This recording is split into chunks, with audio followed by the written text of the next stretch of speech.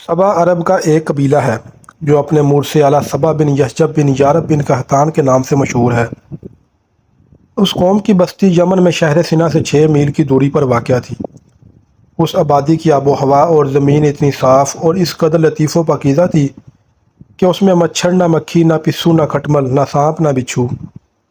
موسم نہایت معتدل، نہ گرمی نہ سردی۔ یہاں کے باغات میں کثیر پھل آتے تھے کہ جب کوئی شخص سر پر ٹوکرا لیے گزرتا تو بغیر ہاتھ لگائے قسم قسم کے پھلوں سے اس کا ٹوکرا بھر جاتا تھا۔ غرض یہ قوم بڑی فارغ البالی اور خوشحالی میں امن و سکون اور آرام و چین سے زندگی بسر کرتی تھی، مگر نعمتوں کی کثرت اور خوشحالی نے اس قوم کا سرکش بنا دیا تھا۔ اللہ تعالیٰ نے اس قوم کی ہدایت کے لیے یکے بعد دیگرے 13 نبیوں کو بھیجا جو اس قوم کو خدا کی نعمتیں یاد دلا کر عذاب الہی سے ڈراتے رہے، مگر ان سرکشوں نے خدا کے مقدس نبیوں کو جھٹلا دیا، اور قوم کا سردار جس کا نام حماد تھا وہ اتنا متکبر اور سرکش آدمی تھا کہ جب اس کا لڑکا مر گیا تو اس نے آسمان کی طرف تھوکا اور اپنے کفر کا اعلان کر دیا، اور علانیہ لوگوں کو کفر کی دعوت دینے لگا۔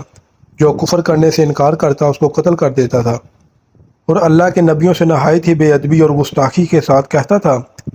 کہ آپ لوگ اللہ سے کہہ دیجئے کہ وہ اپنی نعمتوں کو ہم سے چھین لے۔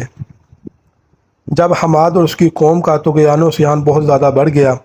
تو اللہ تعالیٰ نے اس قوم پر سیلاب کا عذاب بھیجا،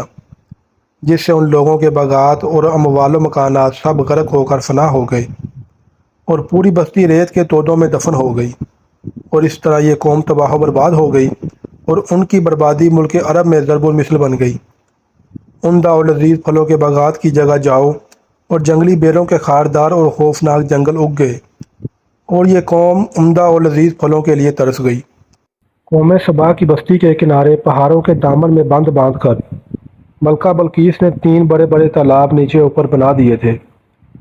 ایک چوہے نے اللہ کے حکم سے دیوار کی بند میں سوراخ کر دیا،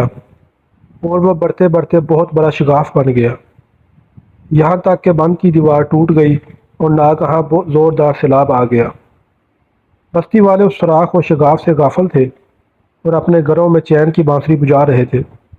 کہ اچانک سیلاب کے داروں نے ان کی بستی کو غارت کر ڈالا، اور ہر طرف بربادی اور ویرانی کا دور دورہ ہو گیا۔